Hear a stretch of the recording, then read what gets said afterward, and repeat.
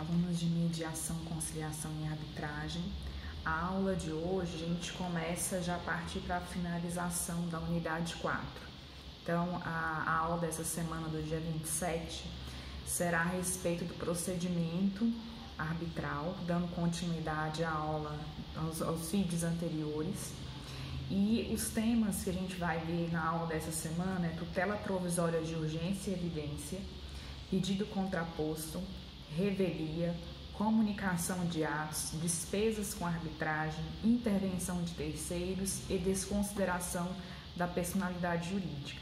Então, a gente vai fazer pequenos vídeos com a interlocução desses temas, porque são muitos temas, e a gente já está partindo para a finalização do semestre. Nós ainda temos mais algumas coisas para ver a respeito de sentença arbitral, que aí vai ficar para a próxima aula, tá? Então, nós devemos ter aí uns 3 ou 4 vídeos com todos esses temas da aula do dia 27, dessa quarta-feira.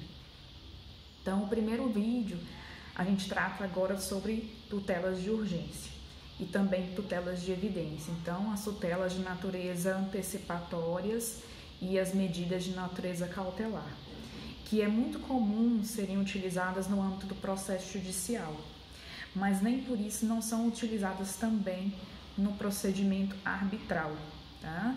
Na realidade, como nós já vimos, há muitas semelhanças entre os dois procedimentos, né? Tanto no procedimento arbitral quanto no procedimento que é realizado dentro do processo judicial. Então, a gente começa tratando das diferenças entre tutela de urgência e tutela de evidência. E essa diferença no próprio Código de Processo Civil.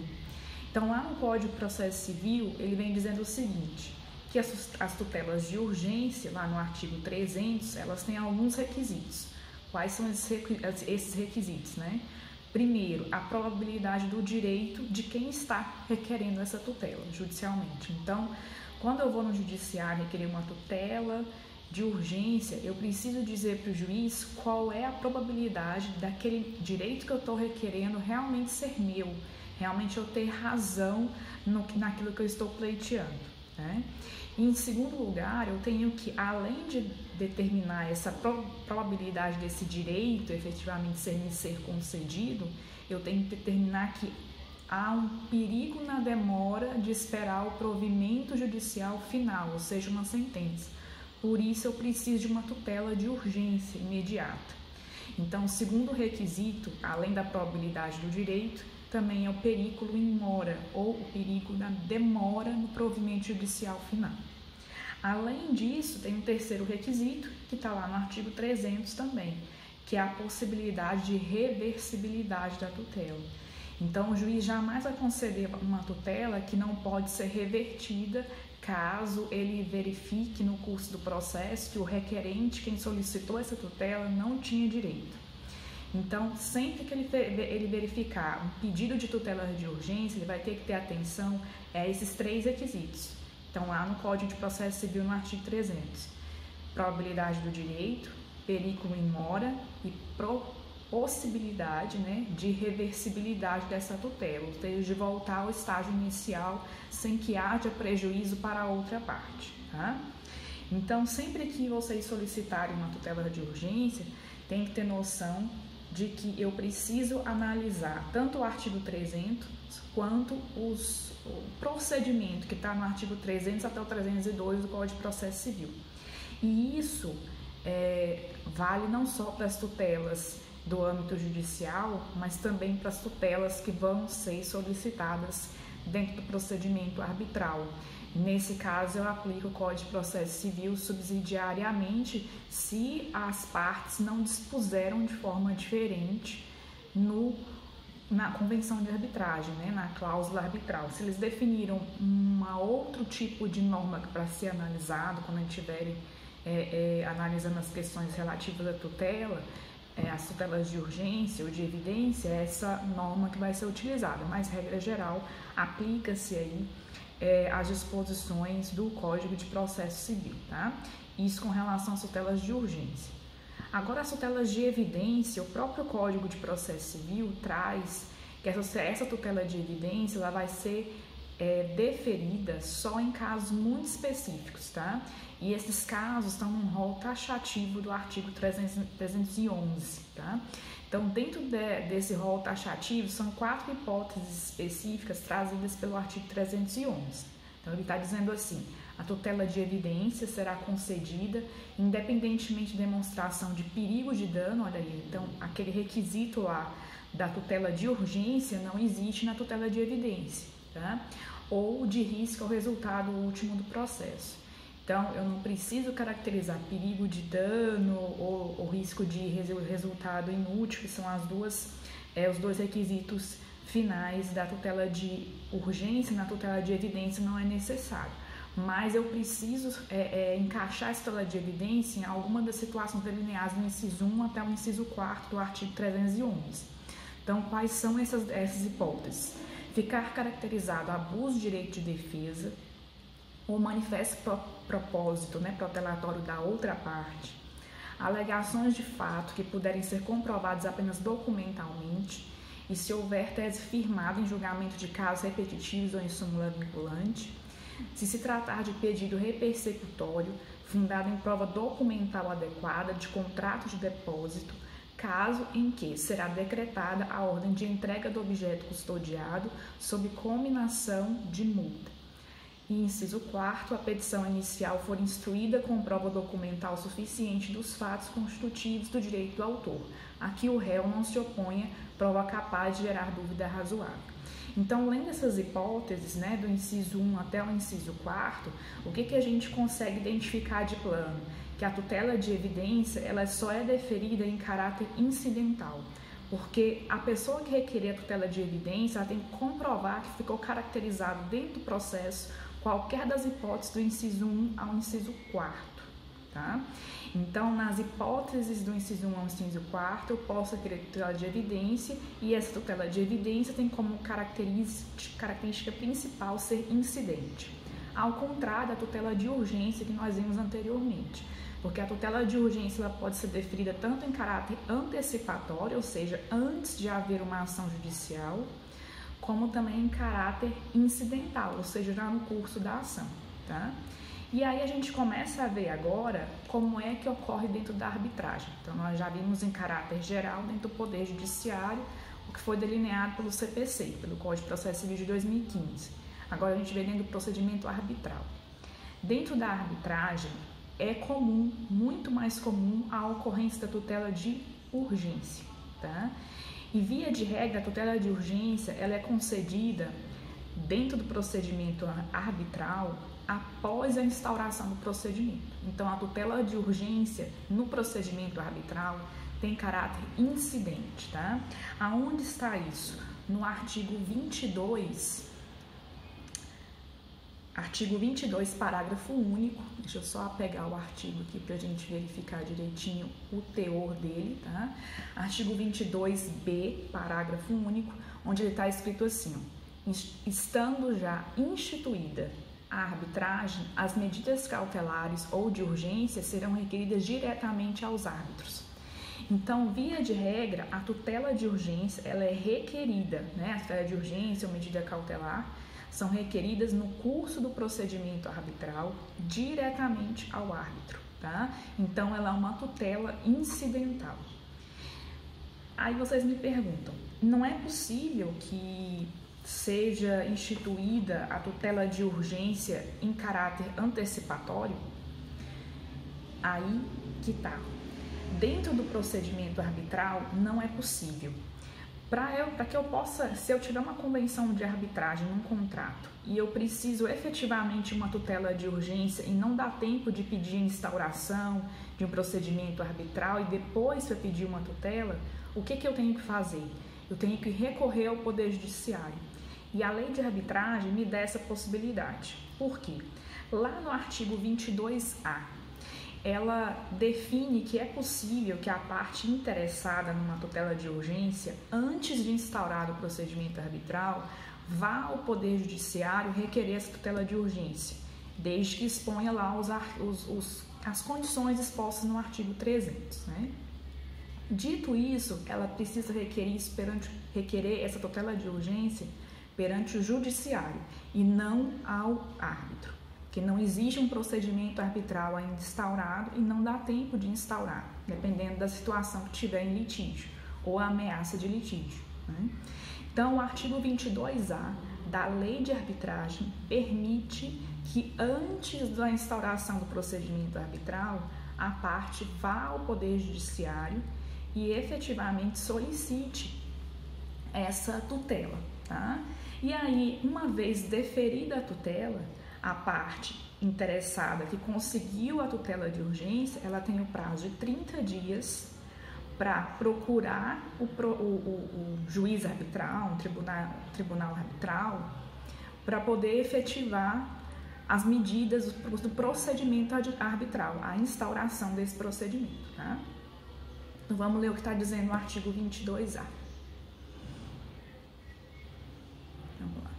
O artigo 22A diz o seguinte, ó, antes de instituída a arbitragem, as partes poderão recorrer ao Poder Judiciário para a concessão de medidas cautelares e de urgência. Parágrafo único. Cessa a eficácia da medida cautelar ou de urgência se a parte interessada não requerer a instituição da arbitragem no prazo de 30 dias, contada da data de efetivação da decisão. Então, eu tenho prazo de 30 dias para recorrer ao procedimento judicial, ao procedimento arbitral e instaurar essa arbitragem, sob pena de perca de validade da decisão judicial, tá? Perca da tutela de urgência. Ótimo. Uma vez instituída a arbitragem, o árbitro, ao receber aquela tutela de urgência que foi deferida no judiciário, ele tem a possibilidade de manter a tutela, de modificar a tutela ou de revogar a tutela judicialmente concedida. Ele não está adstrito a manter ela até o final do procedimento arbitral, não. Ele vai analisar a situação que foi delineada pela parte, mediante o requerimento do Poder Judiciário, e vai analisar o caso concreto com as contraprovas trazidas pela outra parte também interessada, né? Que faz parte daquele contrato, daquela convenção arbitral. E aonde está isso? No artigo 22b caput, tá? Lá está escrito assim, ó, instituída a arbitragem, caberá aos árbitros manter, modificar ou revogar medida cautelar ou de urgência concedida pelo Poder Judiciário. E essa decisão de manutenção, de revogação ou de extinção da medida cautelar ou de urgência dada pelo Poder Judiciário, ela não é passível de recurso, não, porque dentro do procedimento arbitral não existe recurso, tá? Então, uma vez que eu me submeto ao procedimento arbitral, eu tenho que estar efetivamente ciente que eu estou adstrita às regras do que o árbitro instruir, às decisões desse árbitro, o que ele disser aí dentro do procedimento arbitral, tá? Ótimo. Então, não cabe nenhum tipo de medida, principalmente agravo de instrumento.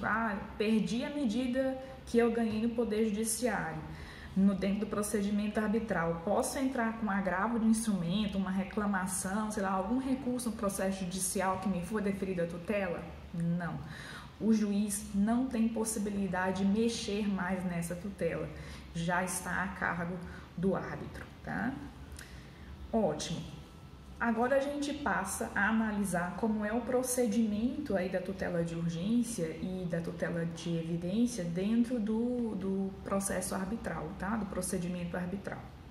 Então, uma vez que você solicitou, vamos agora supor que você solicitou a tutela de urgência dentro do procedimento arbitral, uma tutela incidente. E o árbitro, na realidade, deferiu essa tutela sua. Você quer que seja ouvida uma testemunha que está lá no estado do Rio Grande do Sul e essa testemunha está muito doente no hospital, mas você precisa que essa testemunha seja ouvida, que ela é indispensável para poder dar finalização a todo o questionamento daquele contrato. Tá? E aí é possível, né? O árbitro deferiu essa tutela que você solicitou, né? Então o juiz vai mandar lá, vai dar um jeito de ouvir a testemunha que está lá no Rio Grande do Sul, muito doente, que precisa desse depoimento dela em caráter de urgência. Tá? Aí você tem essa decisão liminar. E agora, qual é o procedimento para cumprir essa tutela de urgência, tá? Essa medida incidental que foi dada pelo árbitro? Porque ele não pode cumprir isso. O que ele vai solicitar? Ele vai solicitar que você leve esse requerimento ao juiz. E aí a gente vai ter que relembrar o que a gente viu na aula passada, que são as cartas arbitrais. Então, qual é a finalidade da carta arbitral? É realmente fazer a interlocução do processo arbitral com o processo judicial, né? É um meio de coordenação entre arbitragem e poder judiciário. Então, por meio da carta arbitral, a pessoa que teve, né, a tutela deferida, que é o interessado naquela tutela, vai levar essa carta arbitral com a decisão, né, de tutela de urgência, solicitando a oitiva da testemunha para o Poder Judiciário. E vai solicitar, vai instruir essa carta arbitral com todos os requisitos que estão dispostos no Código de Processo Civil. Tá? Nós já vimos esse requisito na aula passada, então revejam o vídeo se for necessário, revejam o material de aula. E está lá no artigo 260 a 268 todo o procedimento da carta arbitral, das cartas, né, dentro do Poder Judiciário, incluindo a carta arbitral. Tá? E aí essa medida, uma vez levada para o Poder Judiciário, é o juiz quem vai analisar todos esses requisitos. Tá? Lembrando que o juiz não pode adentrar dentro do mérito, ele faz uma análise apenas formal dos requisitos da carta arbitral, tá? Incluindo a decisão, que ela esteja instruída com a decisão que o árbitro deu no âmbito do procedimento arbitral. Tá? Ótimo, a carta está instruída, foi encaminhada ao Poder Judiciário competente, que é bom lembrar, porque o Poder Judiciário, quem é o Poder Judiciário competente? Quem é o juízo competente? Seria o mesmo juízo competente caso aquela situação tivesse sido levada diretamente ao Poder Judiciário. Tá? Então, por exemplo, se o local do cumprimento é lá na comarca de Porto Alegre, no Rio Grande do Sul, que a testemunha está lá, o local de cumprimento é lá, o local onde ela reside, então você tem que solicitar que essa carta arbitral, né, seja levada para lá, para a comarca de Porto Alegre, para que seja cumprida pelo juiz de lá, para que seja analisado lá e deferido o cumprimento pelo juiz de Porto Alegre, tá? De uma das comarcas de Porto Alegre. Ótimo, então ele é o juiz competente. E agora, então ele vai analisar os requisitos formais e, uma vez instruída de forma correta, determinar o cumprimento da tutela. O juiz não pode analisar o mérito da tutela, das cartas arbitrais, como nós já vimos, inclusive das decisões, sendo elas sentenças terminativas arbitrais ou dentro das tutelas de urgência e medidas cautelares expedidas no procedimento arbitral. Tá? Então, o juiz ele tem que cumprir. Se o juiz não cumpre, ele simplesmente diz, não vou cumprir essas medidas que foram determinadas pelo árbitro. E aí, o que pode ser feito? Tá? Nesse caso, é uma situação expressa do Código de Processo Civil, tá? Que cabe recurso de agravo de instrumento. Então, uma vez o juiz afirmando que não vai cumprir a carta arbitral, que não vai cumprir a decisão da tutela que foi deferida pelo árbitro, é possível que a parte interessada entre imediatamente com a interposição de um recurso de agravo de instrumento. E a previsão está lá no artigo 1015, inciso 1º do Código de Processo Civil. Tá? Então, dá uma olhada lá nas hipóteses de interposição de agravo de instrumento, que vocês vão identificar essa hipótese aí. Tá?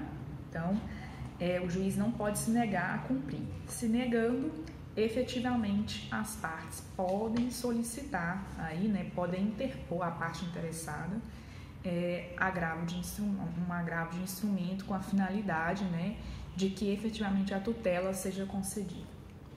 Ótimo, a gente finaliza aqui o vídeo que trata as tutelas de urgência. Nos slides tem mais informações para vocês e no próximo vídeo a gente continua falando sobre pedido contraposto e revelia, tá bom?